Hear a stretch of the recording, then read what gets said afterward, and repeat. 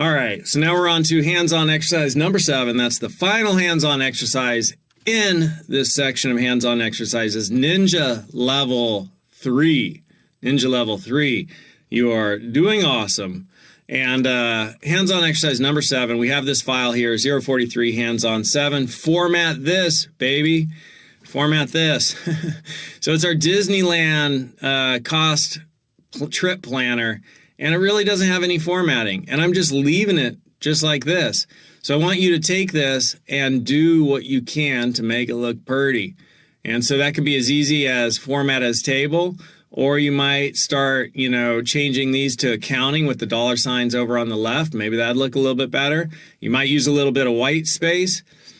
Do what you can to make this look pretty. So that's your hands-on exercise. Pause the video, and when you're done formatting it however you think looks best, come on back, and I will show you my solution. I don't know if first thing I'm going to do is just move or copy this. Create a copy. You're wondering what I don't know about, maybe, or you don't care, maybe. And then tab color and blue, make it pretty blue. And then I'm going to rename this McLeod Solution.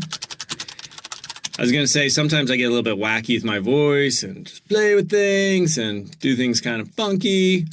And I was just going to say, I don't know if that's entertaining or annoying.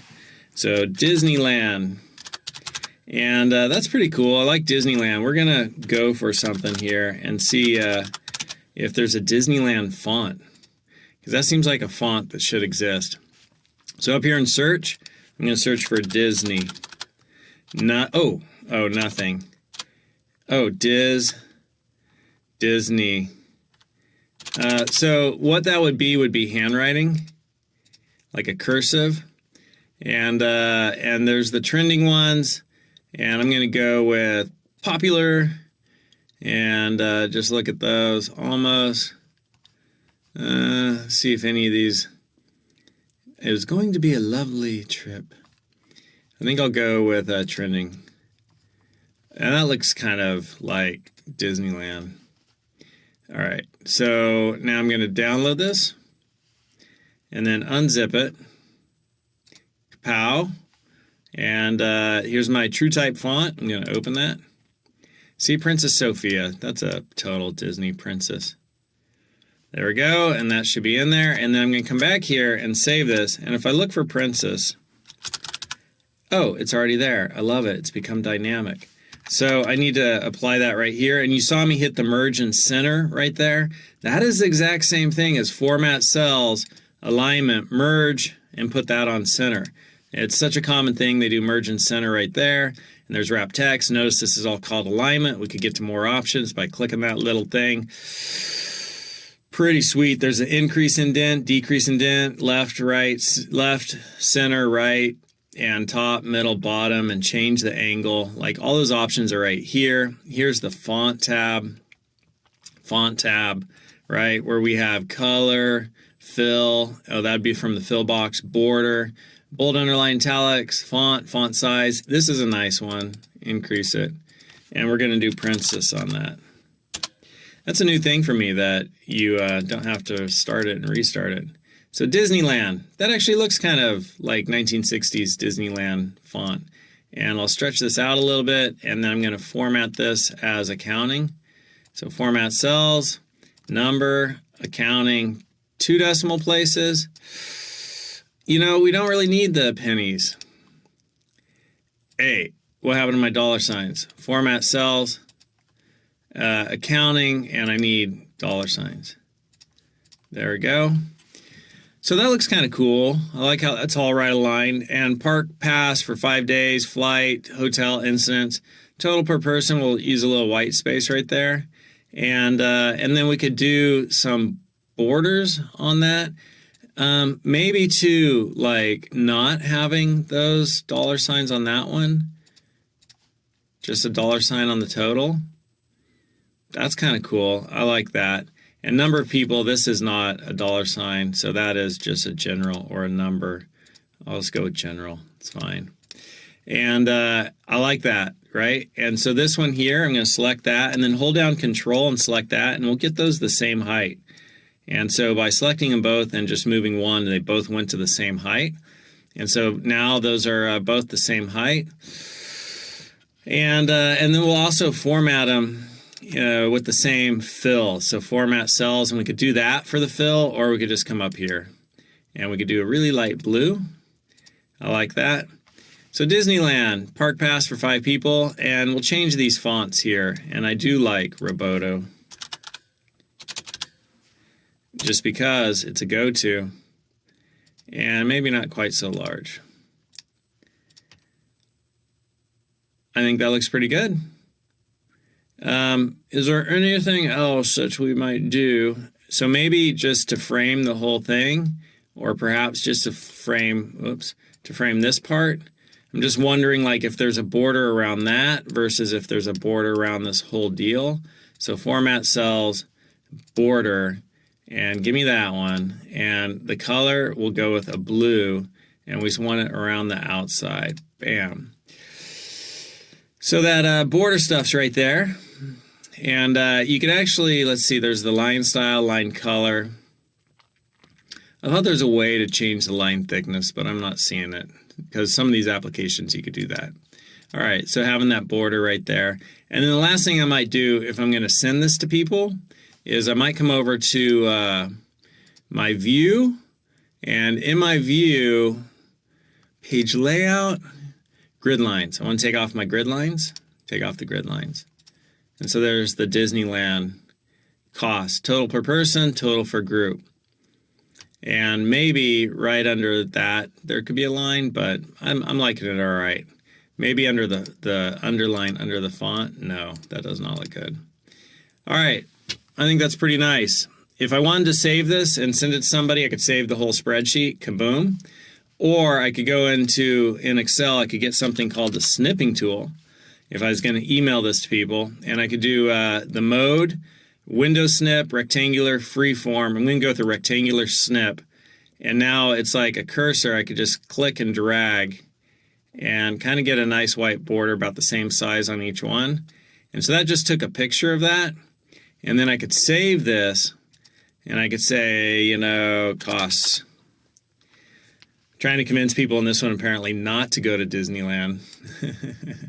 Save it to my documents and Microsoft Excel and beginner.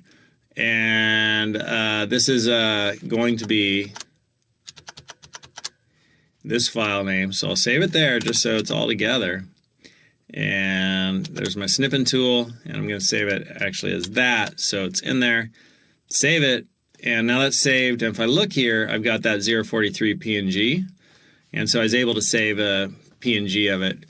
So those are some nice little tools, that little techniques, computer skills, not necessarily Excel, but useful, and things that I do when I'm working.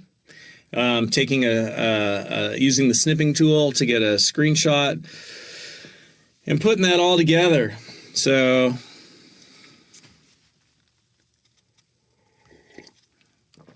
all right, nothing about Excel from this point forward, just life. And the thought that just came to mind for me, and we're at 8:38, I'll share it in another video. I was just going to say, the reason I work these extra hours and create these courses is because I live in one of the most violent, polluted areas in all of America. I asked my class this year, 35 students, how many of you know somebody who's been shot? And 12 of them raised their hands. I didn't ask them how many of you have been shot, because that's personal, pretty personal. And we have like the worst air quality in all of America. And so that air quality is, the state of the air. And if you look at this American Lung Association state list, state of the air, and California, let's see what's in here. And here, I want to see the cities. Like failing is like 4.3. Fresno's 92.8. Like that's like 30 times worse than the failing limit. And the sky is white here. It's ridiculous because the air is so polluted. I mentioned that in the previous one. And I just grew up here. My family's here. And when I was young, I didn't really think about it. And then I got married, and And then my first wife got a brain tumor and literally went insane, but I didn't know it. We didn't know it. She just got crazier and crazier. And then she went into a coma. And then I was crushed. I was crushed, literally crushed for a couple years of my life. Like 2 years I cried every day. I'm not ashamed to admit it. And I wrote myself out of a very deep, dark hole. Like every day I'd come home from work and I'd just write and write and write. And it was like my therapy. And then I'd spell check the books and publish them on Amazon. So I just wrote all these books, and they're all about grief, pretty much. But I really love them. If you want to read a great first chapter, where is it? All the Darkness at that Edge of Town. That's a great first chapter.